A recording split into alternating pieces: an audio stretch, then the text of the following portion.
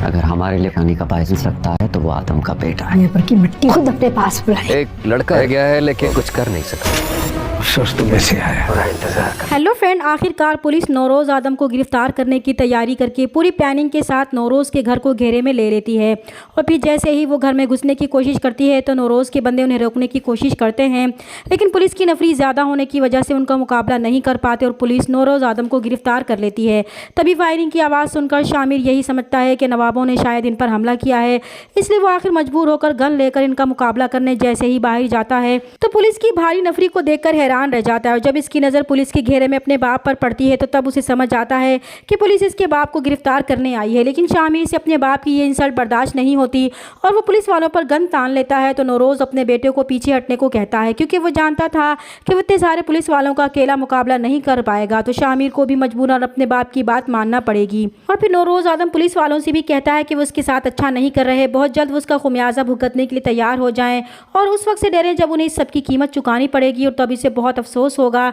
तब एसएचओ उसे जवाब देगा कि ऐसा वक्त उसकी ज़िंदगी में तो कभी नहीं आएगा। तो नौरोज आदम उसे कहेगा कि ज़रूर आएगा और जब आएगा तो उसे खुद भी पता नहीं चलेगा कि कैसे आया, बस वो थोड़ा सा इंतज़ार करे। क्योंकि नौरोज आदम ने अपने बेटे की आंखों में जागी गैरत की आग देख ली थी और उसे यकीन था कि अब इसका बेटा दुनियापुर वापस लेने के साथ साथ अपने बाप की बेइज्जती का बदला भी लेगा।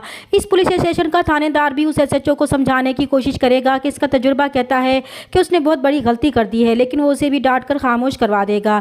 इधर शामिर की आंखों के सामने पुलिस जिस तरह के बाप को गिरफ्तार करके ले गई थी वो इसे भूल नहीं पा रहा था, इसलिए सुबह होते ही वो पुलिस स्टेशन जाता है लेकिन पुलिस उसे मिलने नहीं देती। तो शामिर भी गुस्से में आ जाता है और कहता है कि वो भी देखता है कि वो कब तक इसके बाप को अंदर रखती है। और फिर वो अपने आदमियों के साथ अपने भाई की कब्र पर जाता है और उससे वादा करता है कि वो अपने नवाबों से इसके खून का बदला लेकर रहेगा। फिर वो अपने आदमियों से कहता है कि वो लोग अब दुनियापुर को वापस लेने की तैयारी करें। वो अपने बाबा के साथ अब दुनियापुर को भी नवाबों से वापस छीन कर ही रहेगा, क्योंकि इस वक्त इनकी औकात दुनियापुर में गली के कुत्तों से भी बदतर हो चुकी है।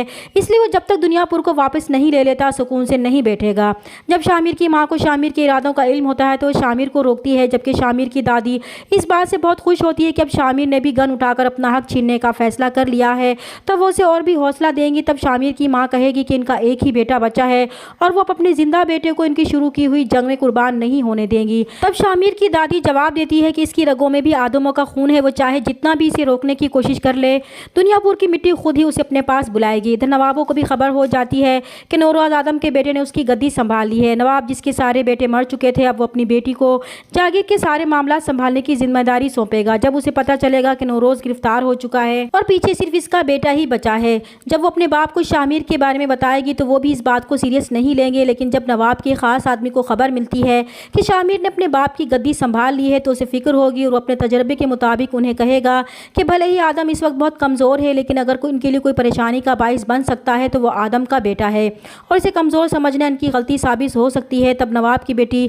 शामिर के बारे में अपने खास बंदों से पूछेगी तो वो उसे यही बताएंगे कि आदम की ताकत तो ख़त्म हो चुकी है और पीछे इसका एक बेटा ही रह गया है, लेकिन वो कमज़ोर है और कुछ कर नहीं सकता क्योंकि इन सब मामलात में उसे कोई दिलचस्पी नहीं है। लेकिन उन्हें नहीं मालूम कि शामिर अब अपने दुश्मनों को मज़ा चखाने वाला है और फिर दुनियापुर में एक भगदड़ मच जाएगी और एसएचओ भी इस बात का फ़ायदा उठाकर दुनियापुर से तमाम गिरोहबंदी ख़त्म करने का चैलेंज पूरा करने की कोशिश करेगा ताकि आदम और नवाब दोनों ही ख़ानदानों की उजारादारी दुनियापुर से ख़त्म हो जाए, यहाँ अमन व अमान पैदा हो जाए। चैनल पर नए हैं तो प्लीज़ चैनल को सब्सक्राइब कर दें। मिलते हैं नेक्स्ट वीडियो में, तब तक के लिए अल्लाह हाफिज़।